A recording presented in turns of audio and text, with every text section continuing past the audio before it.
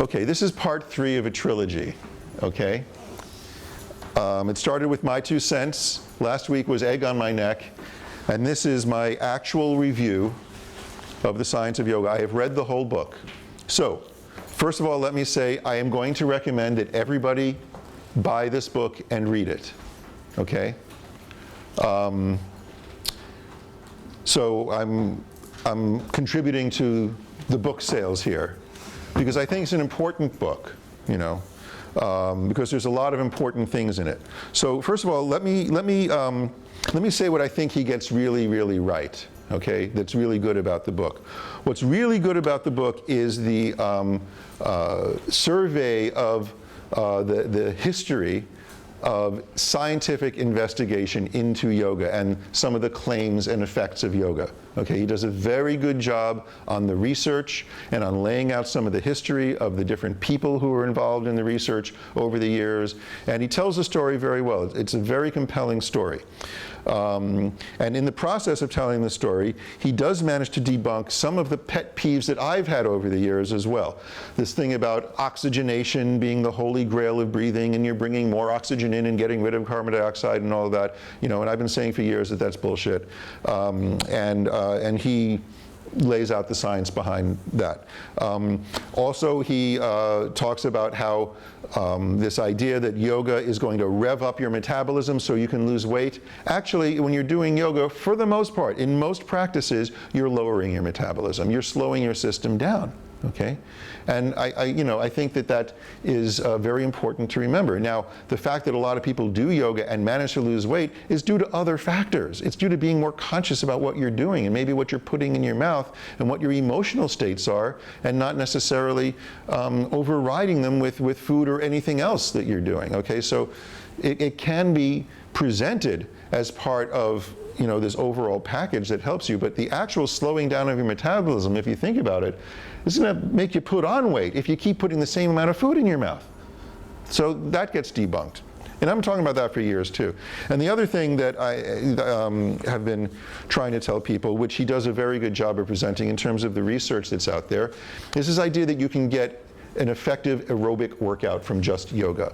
That yoga is a complete thing, that you don't need anything else. You don't need to go to the gym. You don't need to run. You don't need to do any kind of aerobic activity. And that is absolute nonsense, okay? And I've been interviewed in Yoga Journal about this, and I said it years ago, and I'll say it again. You know, you can do a vigorous form of yoga that makes you sweat and raises your heartbeat. Yes, that is true. But what has been laid out by the research in terms of the level of heart rate that you need to raise your body up to get all of the documented benefits of aerobic fitness, that does not happen in yoga, no matter how vigorously you do it. And if you try to make it happen, you are gonna hurt yourself. It is not well suited to it. You will trash your joints, putting yourself through some kind of crazy, fast, you know, Ashtanga-based vinyasa, whatever workout, trying to get your heart rate up there, and it ain't gonna work, and all you end up doing is hurting yourself. So he does a very good job of that. So for the first part of the book, I'm reading all this, and I'm going, yes, yes, yes, yes, yes, yes, this is great. And then I get to the part of the book where he talks about injuries, and I'm going, oh, no, no, no! This is terrible, because, you know, as brilliant as they were in putting the injury conversation forward to get us talking and get the book selling, okay, that's great marketing. But, you know, he's going into greater detail, this whole thing about the stroke and the tearing of the, you know, cervical arteries and all of that. And he lays out some pretty scary numbers based on the evidence that we have, multiplying by the number of people practicing yoga, and he's estimating that conservatively 300 people a year are giving themselves stroke by practicing yoga. Now, basic logic and science requires anyone who calls themselves a science writer to state right up front that correlation is not causation. This is a rule of logic. It is a logical fallacy to conflate correlation with causation, okay? And he does not do that, because he does not state how many people get these kinds of injuries who don't do yoga. How many people a year are having these sorts of incidents when they're just living their lives and, you know, sitting and eating breakfast and having a stroke?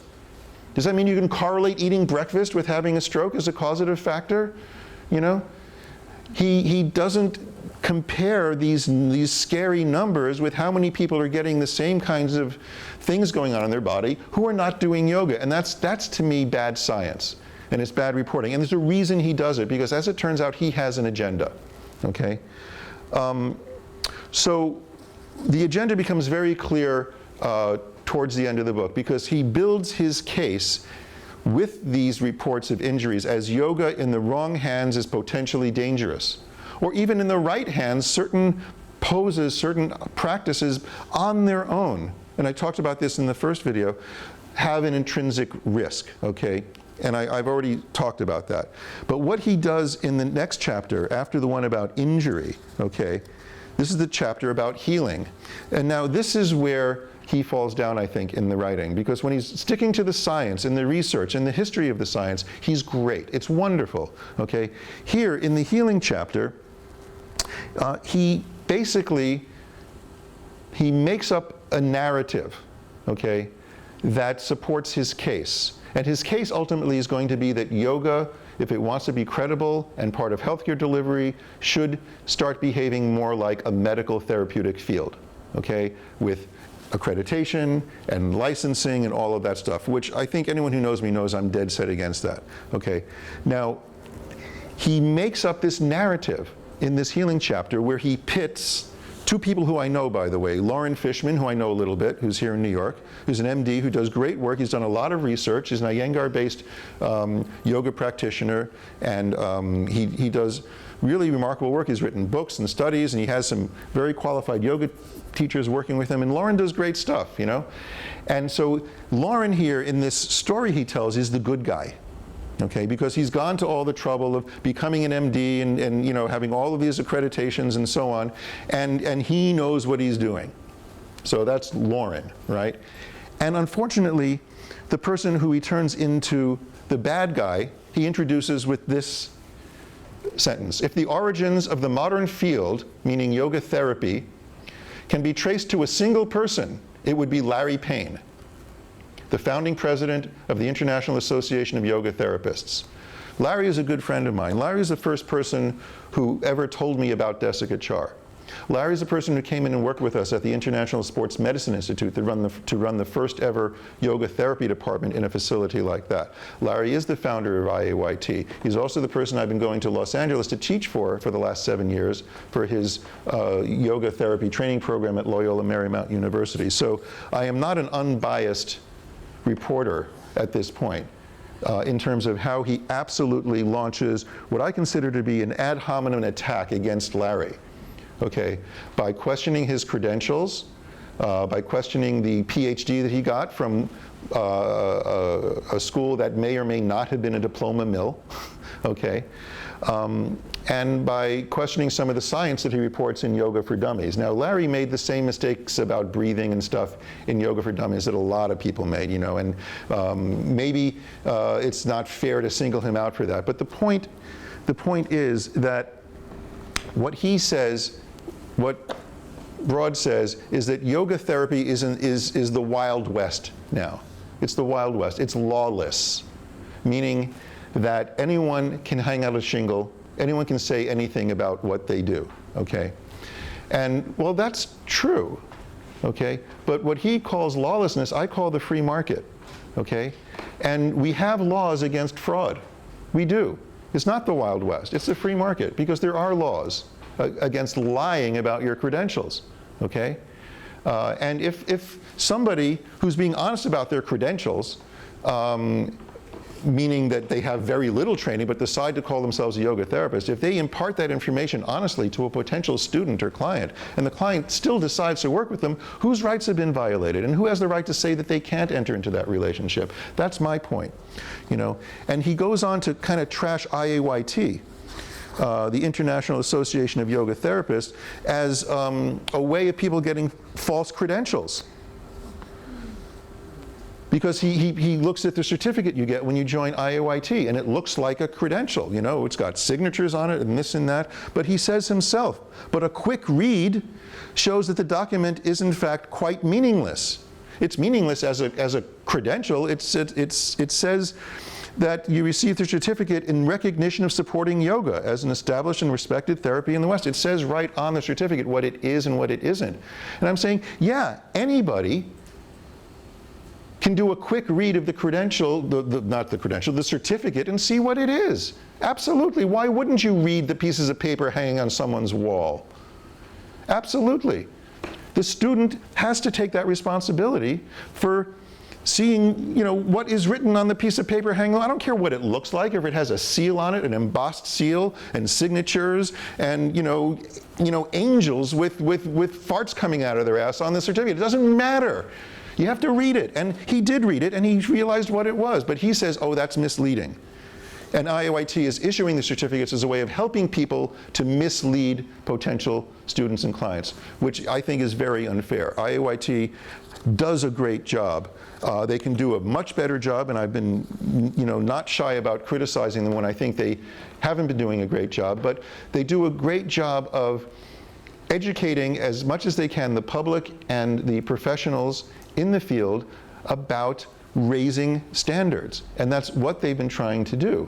And I think it's right, they've been very circumspect in becoming some kind of accrediting agency, okay? IOIT is not perfect. The Yoga Alliance is not perfect, okay? I'm fully on board with that idea.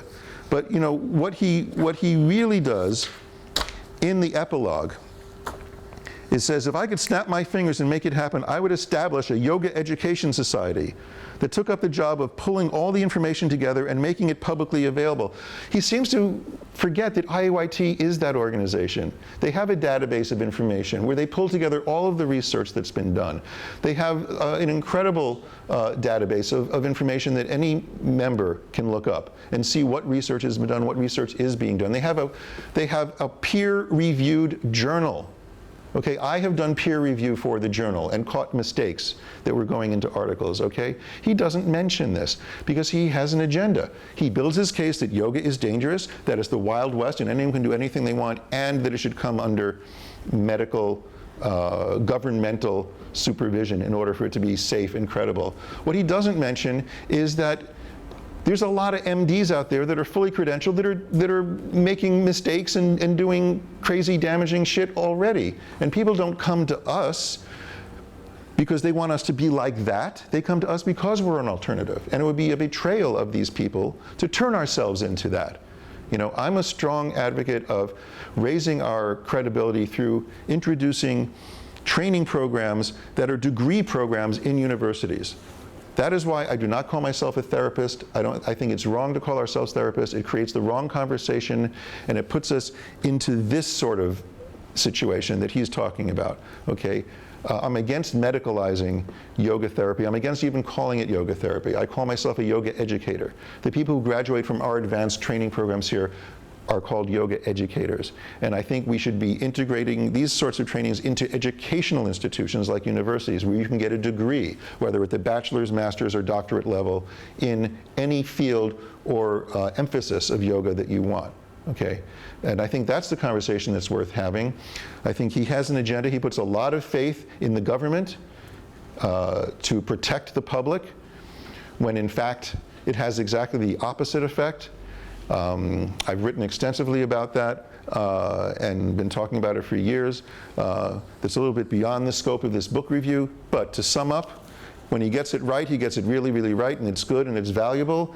And when he gets it wrong, it's when he's working off of this agenda and just really pushing it in a way that I think stretches credibility. And it should be questioned, his agenda. So thank you very much. That's part 3, and I hope you enjoyed the trilogy. So, see you around. Okay. Buy the book and see what you think. Don't take my word for it. See what you think, and let me know. Okay.